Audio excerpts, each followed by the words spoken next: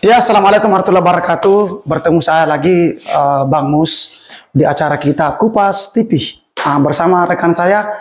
Selamat datang Bang Mul di Kupas TV. Assalamualaikum. Waalaikumsalam warahmatullahi wabarakatuh. Assalamualaikum. Iya, apa kabar Pak? Di bulan suci Ramadan sudah hari ke ke-7 ya. Ini hari ke-7 bulan suci Ramadan. Kalau saudara-saudara kita di Muhammadiyah sudah hari ke-8, nggak salah ya, di NU. Tapi tidak ada masalah, kita semua bersaudara.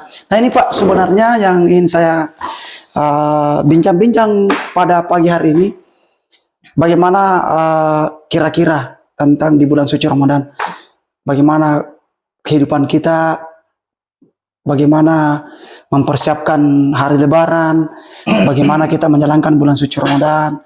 Ya mungkin bisa sedikit Pak dijelaskan ke pemirsa Kupas TV tentang persiapan kita, apa saja kegiatan Bapak ini. Bang Mul saya lihat orang sibuk juga pegawai negeri. Hari ke-7 Ramadan ini saya selaku kepala keluarga di keluarga kecil saya ya tentunya punya persiapan sebelum adanya masuk bulan suci Ramadan ini. Iya. Jadi persiapan yang pertama itu tentu dengan kekuatan, keimanan dan tentunya keikhlasan untuk menghadapi kehidupan yang makin sulit ini. Iya. Nah, kemudian ya tentunya kita manfaatkan waktu ini adalah amal. Iya. Jadi mungkin di luar sana banyak yang mengatakan bahwa waktu itu adalah uang, tapi bagi saya waktu adalah amal, karena kita ini sekarang berada di bulan suci Ramadan. Tentunya kita manfaatkan bulan Ramadan ini semata-mata untuk beribadah kepada Allah. Ya luar biasa Pak. Jadi ini saya tadi tanda petik tadi ini ada saya garis bawahi keikhlasannya. Ya. Yang mungkin bagus kita bincang-bincang, kita santai aja ini. Kita akan membahas tentang bagaimana sebenarnya ikhlas itu sendiri. Mungkin saya awali dulu dari Bang Ito. Bang Ito ini luar biasa ikhlasnya Pak. Ya. Dia yang paling pertama datang, saya dengar-dengar beliau ini termasuk guru terbaik juga, guru teladan. Terbaik dalam hal karena dia selalu bagaimanapun sibuknya Bang Ito ini setiap jam 7 sudah ada di sekolah ini. Ini perlu kita contoh sebenarnya Pak. Perlu. Kira-kira bagaimana ini Bang Ito ini? Keikhlasan itu Pak, bagaimana menurut Anda itu? Seperti apa itu ikhlas itu?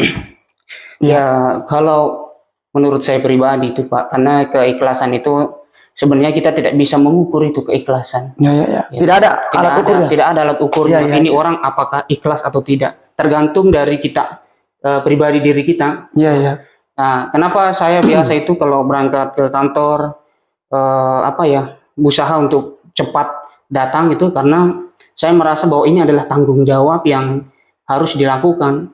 Apalagi di era yang saat ini itu banyak orang yang punya potensi yang berkeinginan ingin jadi seperti kita seperti saat ini menjadi abdi negara. Berarti integritas seorang ASN itu perlu Iya, sangat perlu ya. Iya. Ya, kenapa?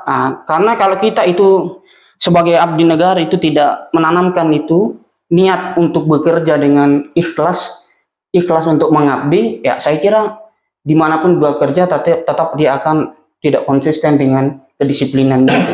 Ya luar biasa ini. Jadi kita sudah dengar tadi dari Bang Ito ini bagaimana keikhlasan itu sendiri. Ternyata kuncinya adalah kesungguhan kita, kesadaran kita tentang bagaimana kita hidup di dunia ini masing-masing punya tanggung jawab ya. Iya betul Pak, betul. Jadi kira-kira dalam hal ikhlas ini Pak, banyak orang yang merasa dia tahu, dia sadar diri bahwa tanggung jawab saya seperti ini, bahwa dia merasa ingin juga untuk datang ke sekolah tepat waktu, datang ke kantor tepat waktu, tapi karena kesibukan mengurus keluarganya atau kesibukan untuk bekerja di tempat lain sehingga kadang terlambat datang ke kantor, ke sekolah. Kira-kira seperti apa Bang Mul menyikapi ini?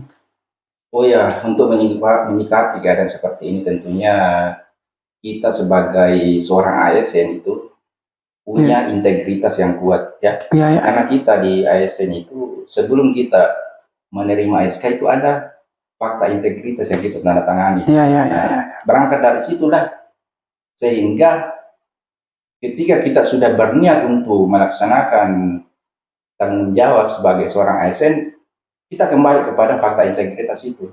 Jadi kita punya tanggung jawab yang betul-betul kita harus laksanakan.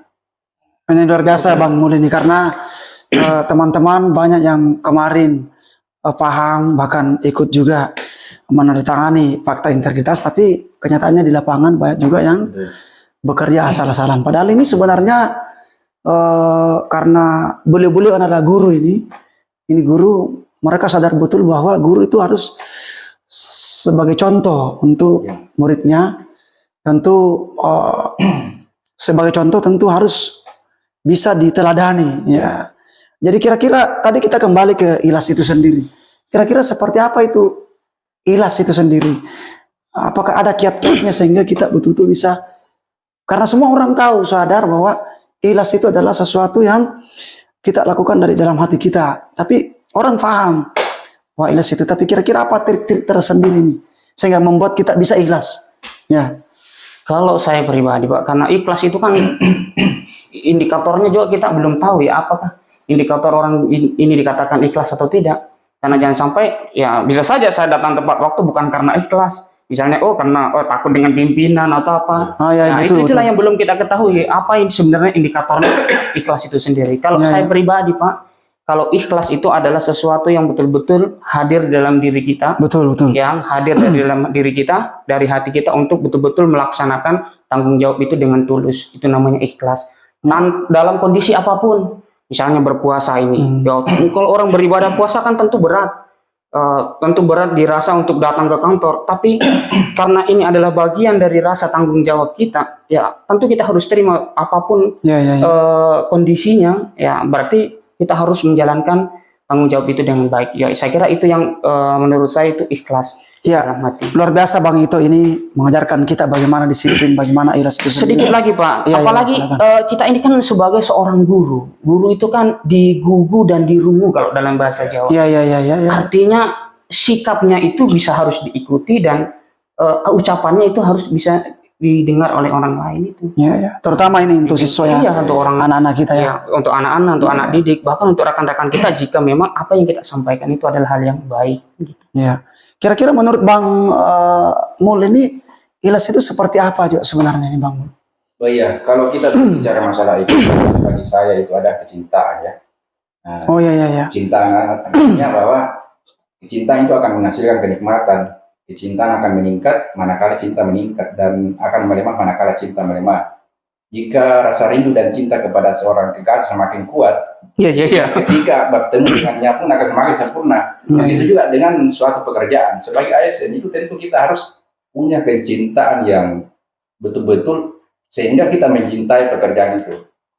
Nah, jadi bagi saya keikhlasan itu tidak lepas dari kecintaan kita kepada pekerjaan begitu. Ya, luar biasa ini pemirsa Kompas TV. Di pagi menjelang siang ini tentu banyak pelajaran dari beliau-beliau ini yang kita bisa ambil hikmahnya. Intinya adalah bahwa ikhlas itu tumbuh dari dalam hati kita, tanpa ada tendensi dari orang lain. Kita ke sekolah misalnya, ke kantor itu bukan karena takut sama pimpinan ya, karena teman, tapi kita sendiri menyadari tugas dan tanggung jawab kita seperti apa. Karena namanya tugas dan tanggung jawab ini sekecil apapun tugas itu adalah amanah yang diberikan oleh Allah Subhanahu Wa Taala kepada kita, dan kelak nanti akan dipertanggungjawabkan kemudian hari. Saya kira ini luar biasa ini Pak. Nah, terkait kita kembali lagi terkait dengan tugas tanggung jawab itu, ini juga mempengaruhi ya dari segi keluarga kita. Sudah berapa anaknya nih Pak? Alhamdulillah sudah 3. Sudah 3. Kalau saya alhamdulillah baru 1. Baru 1 ya, insya Allah ya. Insya Allah. Ya. Caranya mau tambah berapa Pak? Ya tergantung yang di atas Pak. Dia mau beri berapa ya? Ini 3 anaknya dari istri ke berapa Pak? Istri. Jadi sebenarnya ini Pak, ini amanah ini ya. Namanya istri ini keluarga amanah. Istri yang membedakan kita seorang suami, kita akan pertanggungjawabkan apa yang dilakukan istri dan anak kita. Bedanya istri tidak mempertanggungjawabkan perbuatan suaminya itu. Kita kembali ke Bang Ito ini. Kalau saya itu Pak, ikhlas dan sabar itu adalah sesuatu yang tidak bisa terpisahkan. Ya. Kalau kita itu ikhlas melakukan sesuatu, kadang kita itu harus sabar. Ya, karena terkadang sesuatu yang baik itu, yang niatnya baik itu tantangannya berat, Pak. Iya, iya. Yang baik menurut kita itu terkadang buruk menurut orang lain. Betul, betul. Nah, disitulah letaknya kita sebagai pribadi harus memiliki jiwa yang sabar itu, ya. sering.